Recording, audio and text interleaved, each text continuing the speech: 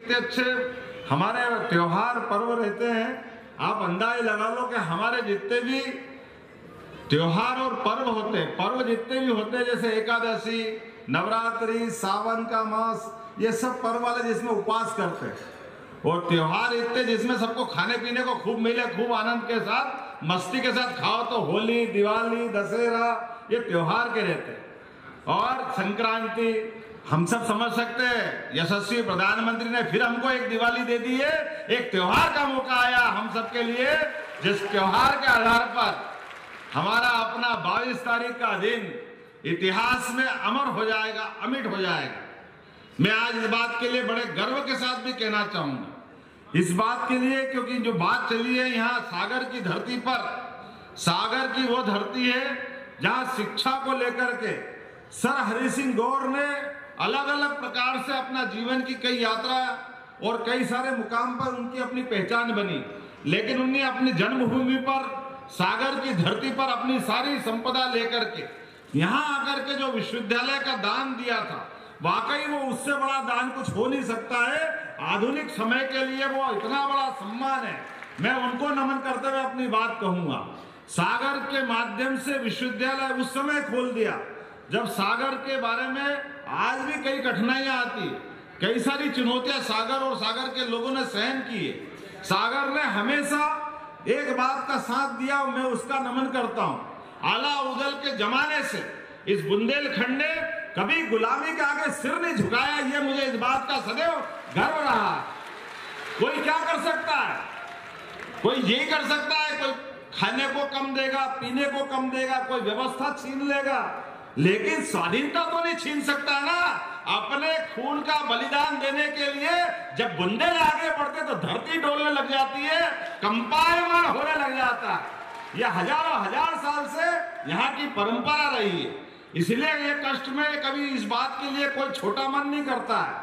हमारे यहाँ ये व्यवस्था नहीं है, हमारे यहाँ वो व्यवस्था नहीं है, क्योंकि जो व्यवस्था को भीख में मांगते वो कोई और होंगे, वो बुंदेले नहीं हो सकते। मैं इस बात की गारंटी ले सकता हूँ। जिन व्यवस्थाओं के बलबूते पर स्वाभिमान के साथ, संस्कार के साथ और आत्म बलिदान की जो आग में जलना जानते, वही हमारे बहादुर शेर बुंदेले कहलाते हैं। मुझे इस बात की प्रसन्नता है, आला उदल को जो कोई पढ़ लेगा अपने आप एहसास कराएगा कि बुंदेलों की, यहाँ के क्षेत्र की जनता का बलिदान क्या होता है, उनके अंदर आग कैसे होती है, वो अपने उद्देश्यों के लिए जीते कैसे हैं। मुझे इस बात की प्रसन्नता है। यशस्वी प्रधानमंत्री का अभिनंदन करें। बीना रिफाइनरी के माध्यम से उन्होंने रोजगार की भी बड़ी संभावना अगर चालू की तो सबसे बड़ी सौगात 50,000 करोड़ की आपके इस बुंदेलखंड के अंदर दी, इसी सागर जिले के बीना रिफाइनरी के माध्यम से। और एक नहीं, दूसरी सौगात यशस्वी प्रधानमंत्री के साथ यशस्वी पूर्व मुख्यमंत्री के लिए भी अभिनंदन करें, शिवराज सिंह चौहान जी के माध्यम से, जिनने केन बेतवा का बड़ा निर्णय कराया। मुझे इस बात की प्रसन्नता है, केन बेतवा के माध्यम से बुंदेलखंड की धरती भी पंजाब को पीछे छोड़ेगी, लहलहा के फसल के माध्यम से अपना मार्ग खुद बनाएगी, जिसके माध्यम से बड़े पैमाने पर रोजगार की जो कमी होती थी, स्वरोजगार की अपनी खुद की खेती हरी भरी करके अपना रास्ता खुद बनाएंगे। मैं इस बात के लिए प्रसन्नता और आनंद के साथ रहता हूं कि अपने इस क्षेत्र में आज के इस अवसर पर यहाँ पर लगभग 100 करोड़ की लागत से संत शिरोमणि रविदास जी के मंदिर का भी यही भूमि पूजन हुआ। ये भी सौभाग्यशाली धरती है। रविदास जी वो व्यक्ति हैं जिन्हें जीवन के कितने प्रकार के पाठ पढ़ाए जीवन में, वो भी उस दौर में जब रविदास जी को जीवन और उनकी अपनी जीवन पद्धति और उनका व्यवसाय, कई प्रश्न उठाते थे लोग उस समय, लेकिन अपने परमात्मा पे विश्वास करके सनातन संस्कृति को धन्य करने के लिए कोई संत आगे बढ़े तो वाकई रविदास जी को नमन करने की जरूरत है। आज के इस दौर में वो विचार आज भी पूजनीय है। रविदास जी का विचार ये छोटा मोटा नहीं है। हरि का भजे सो हरि का हो, जात पात पूछे न कोई, कितना उदात्त विचार, छोटा मोटा विचार है क्या। हमारे समाज को फूट डालने के आधार पर अंग्रेजों से लेकर कई लोगों ने ऐसे ही षड्यंत्रों के बलबूते पर समाज को लड़ाते लड़ाते पता नहीं कितने कष्ट दिए।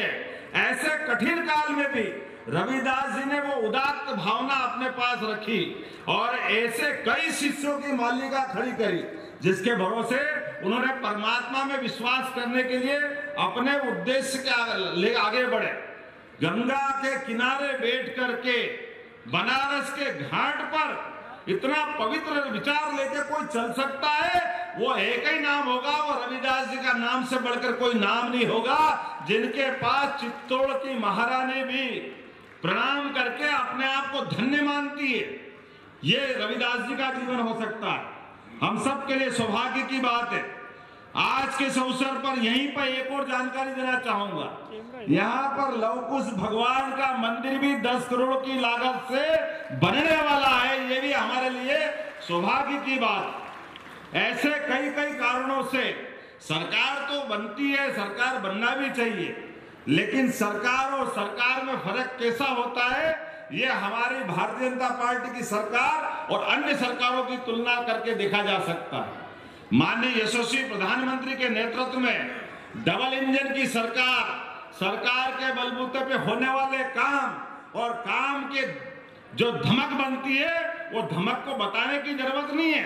एक ऑर्डर करा और 25,000 माइक जमा हो गए, आपको ध्यान में आएगा। दूसरी बार हिम्मत नहीं पड़ी, दूसरी बार बोलने की जरूरत भी नहीं पड़ी। ये जो अपनी अंदर की व्यवस्था है, आज जैन समाज से लेकर कई लोग इसका अभिनंदन कर रहे थे, तो वाकई वो मेरा अभिनंदन नहीं है, वो भारतीय जनता पार्टी के निर्णय का अभिनंदन है।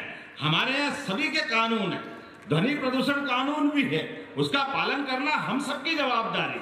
हम इस देश के अंदर सभी धर्मों को लेकर चलना जानते हैं, सभी धर्मों का सम्मान करते हैं, लेकिन मेरे कारण से आप परेशान हो, इस बात को कोई सरकार परेशान होने के लिए या सरकार उसको रोकना चाहती है। मैं आज के इस अवसर पर एक तो आपने जो मांग रखी, शैलेंद्र भाई, हमारे गोविंद भैया, बीडी जी, सबने कहा है कि यहाँ पर स्टेट यूनिवर्सिटी की जरूरत है, तो हमने कहा इसी साल